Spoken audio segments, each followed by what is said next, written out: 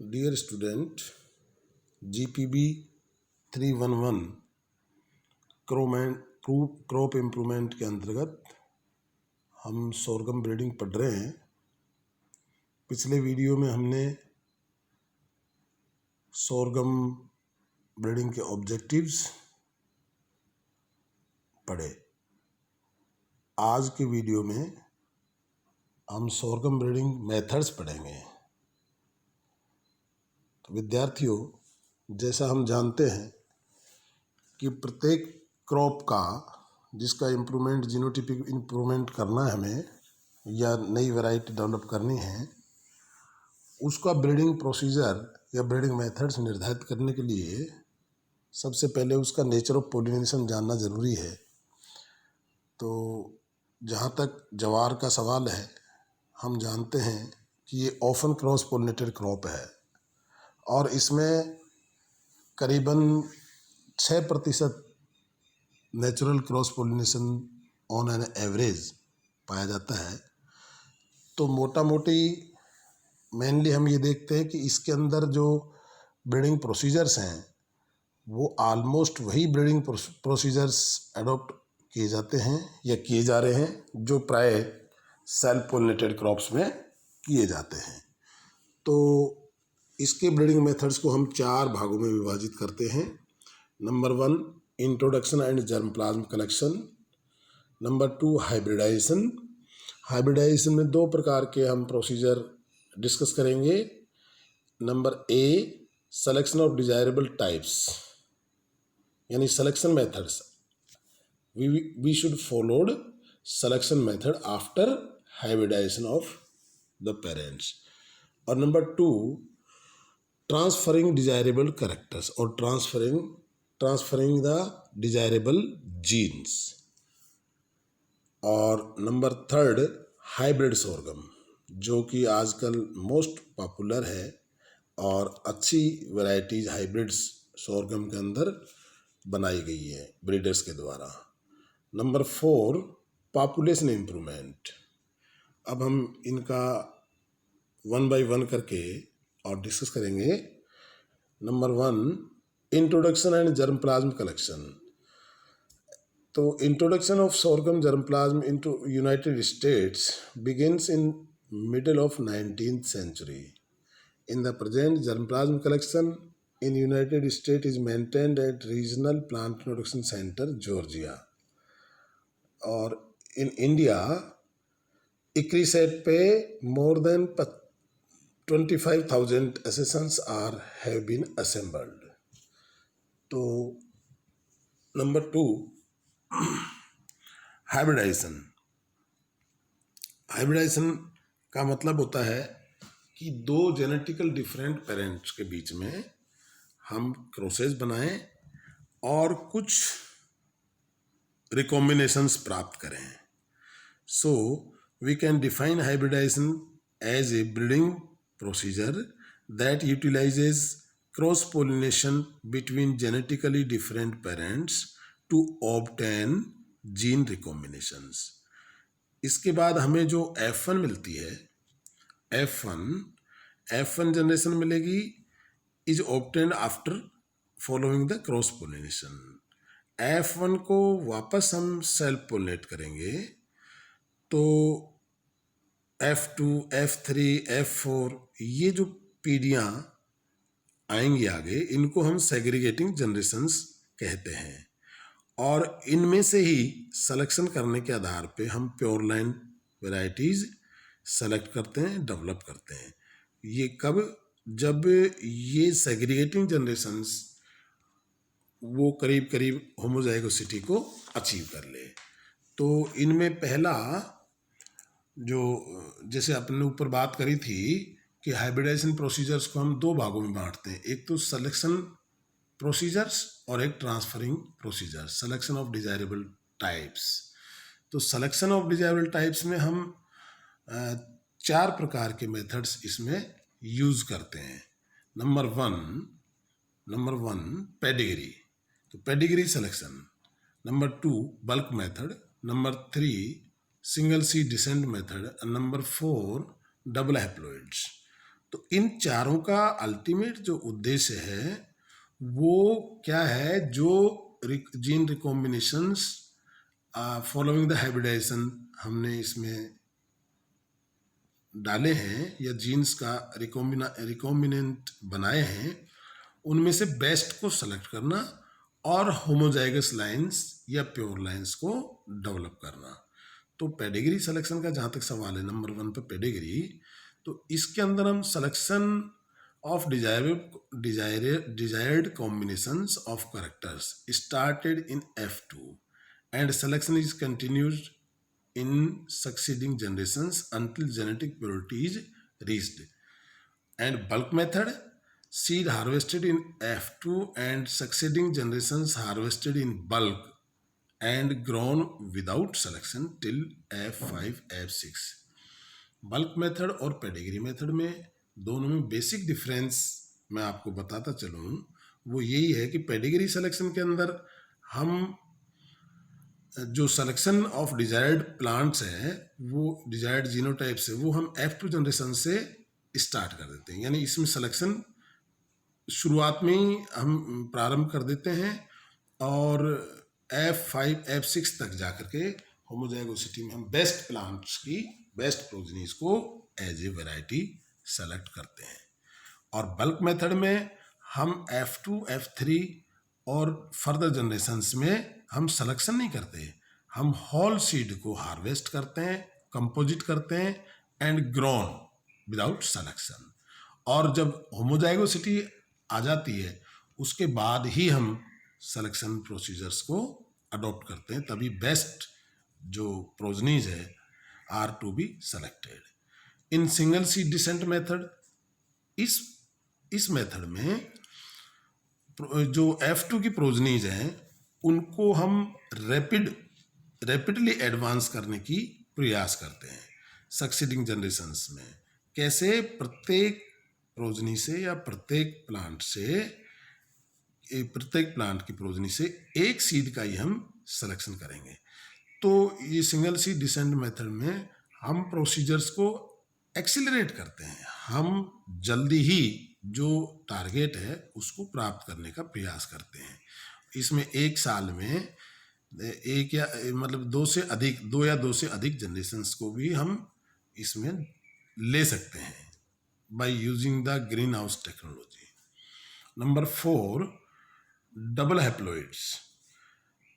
इस मेथड में हम पहले हैप्लॉइड प्लांट्स जनरेट करते हैं। हैप्लॉइड प्लांट्स कैसे जनरेट होंगे? जो एंथर्स है पहले हाइब्रिड बनाएंगे, हाइब्रिड तो ऊपर बन गया, जैसा मैंने कहा सिलेक्शन हाइब्रिडाइजेशन मेथड चल रहा है उसका चौथा पार्ट है ये। तो जो F1 प्लांट हमें मिले उसके एंथर्स को टिश्यू कल्चर टेक्निक से हम उसका हैप्लॉइड्स तैयार करते हैं और उसको बाद में उसके अंदर हम कोल्चिसिन के ट्रीटमेंट दे करके और जो नंबर ऑफ क्रोमोसोम्स हैं can be doubled by the treatment of colchicine to produce diploid plants. इस प्रकार से हम इसके अंदर ये प्योर लाइन्स डेवलप करते हैं। तो ये हाइब्रिडाइजेशन मेथड्स के अंदर 4 प्रकार के pedigree, bulk method, single seed descent method and double haploids हमने समझा। अब हाइब्रिडाइजेशन के अंदर जैसा मैंने पहले कहा कि 2 प्रकार की बातें हमने स्टार्टिंग में करी थी, सिलेक्शन ऑफ डिजायर्ड जीनोटाइप्स और ट्रांसफरिंग डिजायर्ड जीनोटाइप्स। तो इसका बी पार्ट है ट्रांसफरिंग डिजायर्ड जीनोटाइप्स, ये वाला। तो इसके अंदर हम क्या करते हैं, एक तरह से बैक क्रॉस करते हैं। जो F1 हमें प्राप्त हुआ है उसको रिकरेंट पेरेंट के साथ में बार बार हम बैक क्रॉस करेंगे। सो it is the form of a recurrent hybridization by which a desired allele for a character is substituted for alternate allele in an otherwise desired cultivar. The parent to which the desired allele is being added enters to each back cross। यानी जिस जनक के अंदर, जिस parent के अंदर हम एक desired gene या कैरेक्टर को स्थापित करना चाहते हैं, उसको हम बार बार इस बैक क्रॉसिंग प्रोसीजर का पार्ट बनाएंगे, इसलिए इसको कहेंगे हम रिकरेंट पेरेंट। और जो केवल सुपीरियर कैरेक्टर को इस क्रॉसिंग प्रोसीजर में हाइब्रिडाइजेशन के थ्रू इनिशियली एक बार यूज करेंगे, वो कहलाता है डोनर पेरेंट और नॉन रिकरेंट पेरेंट। तो स्टार्टिंग में हम F1 और उसकी बराबर जो continuing generations, continuous generations, following generations हैं, उनमें hybrid plants containing the dominant allele are selected and successively crossed back to the adapted parent, यानी रिकरेंट पेरेंट को F1 जो प्राप्त होती जाएगी उससे बार बार हम उसको क्रॉसिंग करवाते रहेंगे, बैक क्रॉसिंग कहलाती है। तो ये बहुत इम्पोर्टेंट प्रोसीजर है, और इसके अंदर एक सिंगल जीन से फॉर एग्जांपल प्राय डिजीज रेजिस्टेंट या इंसेक्ट रेजिस्टेंट के लिए ये जो सोर्स लाइन जो है, सोर्स जीनोटाइप है, which carries the resistant gene can be used as a donor parent, while the local or agronomical suitable or adapted variety which is lacking one or two genes, otherwise it is very adaptive and highly popular variety among the farmers, that can be termed as recurrent parent. Number third, hybrid sorghum. जैसा हम जानते हैं hybrid बीज का हमारे पादप प्रजनन के हिसाब से बहुत महत्वपूर्ण स्थान है, क्योंकि कृषि में हाइब्रिड सीड की जो पैदावार है वो अधिक मिलती है। कोई भी क्रॉप हो, हाइब्रिड सीड को फार्मर्स भी लाइकिंग है, हालांकि हाइब्रिड सीड थोड़ा महंगा पड़ता है फार्मर्स को, फिर भी ये लाइकिंग में नंबर 1 पे बना हुआ है। तो हाइब्रिड सीड जब हम बनाएंगे सोरगम में, तो ये संभव हुआ है CMS लाइन से, यानी साइटोप्लाज्मिक मेल स्ट्राइल लाइन से, और इसके अंदर एक कंबाइन काफिर 60 एक source of male sterile line in 1960s में ये आइडेंटिफाइड हुआ था, और इसको बेसिक जो hybrid programme, hybrid seed programme है, उसमें एज ए पेरेंट के रूप में यूज किया जा रहा है। तो in current hybrid programme the new parental lines are developed specifically to be seed parent line, A line, यानी इसके अंदर हम ABR, वही ABR system of seed production इसमें यूटिलाइज करते हैं। A line is a male sterile line, B line is a maintainer line, and R line is a restorer lines. So firstly the new parent line are first evaluated for use as seed parent lines or as pollen parent lines. A line कहलाएगी ये। तो B line is converted to male sterile, यानी B line B line में restorer gene है, लेकिन वो ए line में convert की जाती बार बार, यानी ए लाइन को मेंटेन करने का जो काम है वो बी लाइन का है। तो इसी प्रकार से हम जब क्रॉस बनाएंगे तो क्रॉस बनाएंगे हम ए और आर के अंदर, तो A line and its pollinator R line for producing hybrid seed. और इसका जो ratio male is to female, या जो A is to R line, यानी फीमेल लाइन यूज करेंगे और R एज ए पोलिनेटर या मेल लाइन, इनका जो रेशियो है वो 12:4 हम रखते हैं। इस प्रकार से R line is male fertile line possessing fertility restoring gene and combines with A line to produce vigorous single cross hybrids। और इस प्रोसीजर में हम आइसोलेशन डिस्टेंस करीब 200 मीटर की रखेंगे जो दूसरे सोरगम के फील्ड है उनसे, ताकि कंटेमिनेशन ना हो और सूडान ग्रास से भी इसको बचाने का हम काम करेंगे। नंबर 4 जो मेथड है वो पॉपुलेशन इम्प्रूवमेंट मेथड है। जैसा हम पॉपुलेशन इम्प्रूवमेंट को जानते हैं कि क्या है पॉपुलेशन इम्प्रूवमेंट, तो population improvement involves the use of recurrent selection to increase the frequency of favourable genes for a quantitatively inherited characters और ए ग्रुप ऑफ कैरेक्टर्स। तो इसको भी हम दो प्रकार से इसको हम संपादित करते हैं प्रोसीजर को। Number one development of random mating population. सबसे पहले तो हम रैंडम मैटिंग पॉपुलेशन को डेवलप करेंगे और उसके बाद में जो बी पार्ट है उसके अंतर्गत हम रिकरेंट सिलेक्शन प्रोसीजर्स अडॉप्ट करेंगे। तो development of random mating population, because of natural cross pollination in sorghum is occurred up to a limited extent, यानी एवरेज इसका 6% क्रॉस पोलिनेशन इसमें पाया जाता है सोरगम में। तो male sterile gene is backcrossed to component lines to foster the random matting.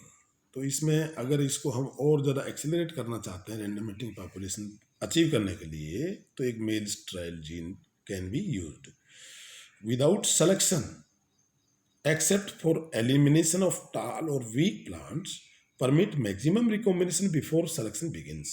यानी इसमें सिलेक्शन मेथड्स या सिलेक्शन प्रोसीजर्स को स्टार्ट करने से पहले हम मैक्सिमम एक्सपोज टू रिकॉम्बिनेशन इसके अंदर करते हैं। केवल इसमें वीक और टाल प्लांट्स को आइसोलेट करके डिस्कार्ड करेंगे, otherwise there should be no selection. अब आता है B part, recurrent selection procedures. तो recurrent selection is any breeding system designated to increase the frequency of desirable alleles for particular quantitatively inherited characters as we defined it previously. इस procedure में एक इस principal के आधार पे काम होता है कि आइडेंटिफिकेशन ऑफ सुपीरियर जीनोटाइप्स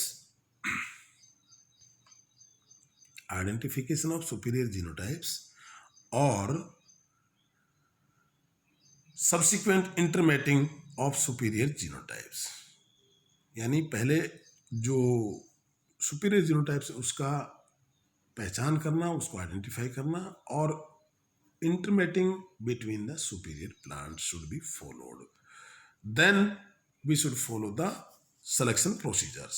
तो सिलेक्शन प्रोसीजर्स में इसमें हम 5 प्रकार का सिलेक्शन इसमें करते हैं। Number 1 mass selection, number 2 half sib with progeny test, number 3 half sib with selection with test cross, number 4 full sib selection, and number 5 selection from S1 progeny. Number 1 पहले हम पढ़ेंगे मास सिलेक्शन।